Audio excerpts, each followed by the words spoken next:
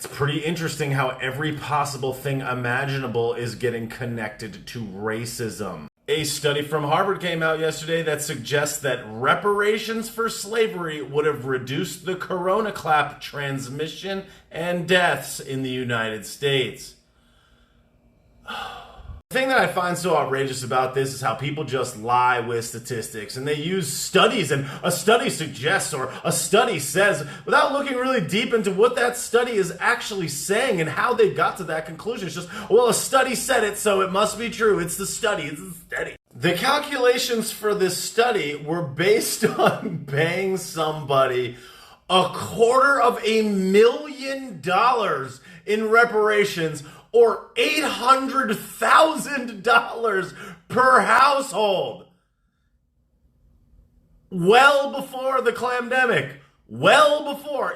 Though I am not suggesting that there is not racism in the world or racism in the United States, and though I am not suggesting that some people are at a disadvantage in certain aspects, I am not suggesting that all the way through. But what I am suggesting is that when you just take these blanket studies that simply just look at your race and the situations that you're in and then just blame everything on racism or systemic racism, it just doesn't take into account a whole variety of other things that may suggest or lead to why people are in that position. It's not just always racism all the way through. And studies like this are used in ways to just justify and push us further towards this idea that reparations are absolutely necessary and it would be only fair. It's just like, okay, so they just demonize and suggest, well, people are going to die. Look at all these deaths. It could have prevented the corona cloud. This is how they push their agenda. This is how they push ideas through. They just use, again, the emotional ties. If you look at this study and the metrics that they use to come to this conclusion, this is a complete and total stretch by any possible extent of the imagination. This study is insane, and how this could even be considered a study or even warrant a discussion is just insanity, pure insanity. If you gave every non-Hispanic black American in the United States $250,000, of which there are 42 million of them, that would amount to $10.5 trillion. It says that black workers are overrepresented on the front lines in sectors like food service, healthcare, and childcare, jobs that require direct contact with customers. How is that racist? How is working in healthcare racist? How is someone that works and interacts with people in healthcare racist? How is that racist? How is working in childcare racist? I don't understand that. There's another article on CNN from 2019 where it mentions an AP-NORC Center for Public Affairs research poll that was conducted in 2019 that says that 75% of black Americans support reparations and only 15% of white people do. It's just like, isn't this poll pretty obvious? It's just like, who's gonna vote against, who's not gonna want free money? I mean, I don't know. Now, just to be abundantly clear, I do not support slavery. I think slavery is a horrible moment in American history and world history. And it obviously is not something to be taken lightly. And just the simple nature of addressing this topic due to the lack of melanin in my skin is a hot button issue. And I understand the month that we're in. And yeah, this is polarizing and all this, but it's really important that we have these conversations and that you don't consider my race and you just consider the content of the discussion as we address and discuss what this is about. Because this poll is not about corona clap. It is not about corona clap deaths. It is not about transmission. It is about pushing forward and advancing forward the idea and theory of reparations. That's what they're pushing. They're just using corona clap as the emotional tie to, look, people are going to get sick. Look, people are going to die. Systemic. Look at all these inequities. Look at all these inequalities.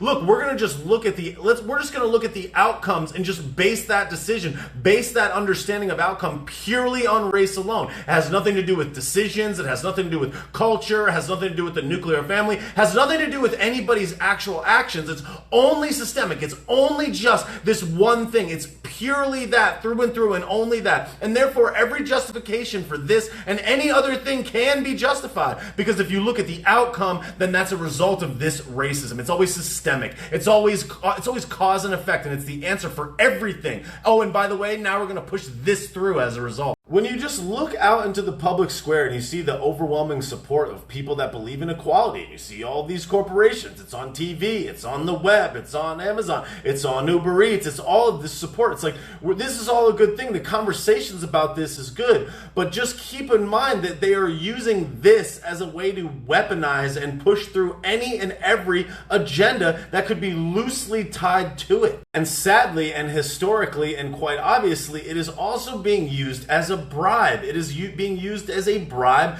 to maintain progressive and leftist ideals, to push through their agenda. And it's like, well, look at all these other things we did for you. Look, I scratched your back. Let me have complete and a never-ending power. Let me take out of your left pocket to put into your right. It's just like, this is just a bribe the vast majority of time to convince you to let them push through any and everything that they push forward. It's most of the time a bribe. And as this is used to justify a vast majority of positions, you're also seeing it used in just really, really crazy ways. And now it's just they're demonizing whiteness. It's this whiteness. Everybody's a white supreme taco from Taco Bell. It's like it's this all supremacy stuff. It's like, yo, what are you talking about? They're just drawing so many loose conclusions. Like, if somebody disagrees with them politically, ideologically, it's like, oh, that's a supremacist. Oh, if they don't agree, that's what. If they just use these emotions to demonize everybody, they tie in all of these other non-related things and just label people with this race stuff and use race as a way to divide and bait us into hating each other and demonizing each other. An article came out yesterday in New York Post about a New York City public school asking parents to reflect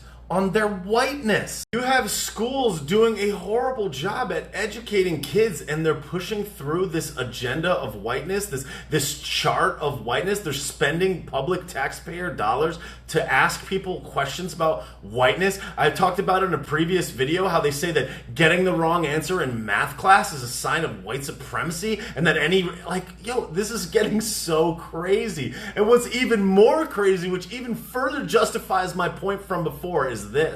A user on Twitter commenting on this whiteness chart said that if you find this hostile or unnerving, it's because you are fearing the loss of power and advantage that your skin color has afforded you. It's an agenda to bring true equality, which basically just means if you disagree, then you're a supremacist. Like, that's the whole point. It's like, this is our point. We based it on this study or these statistics that we hobbled together. And if you disagree, you're a racist. It's like, that is the defense. You're a racist, or you're a white supremacist, or you're somebody that couldn't possibly agree. Just simply disagreeing on a topic, simply not having the same political or ideological viewpoint about something is now demonized. This is how conversations get silenced. This is how voices get silenced. This is not how we as a people evolve. These studies are not healthy. This is not something that is actually providing true value. This is just an emotional trigger to get people mad.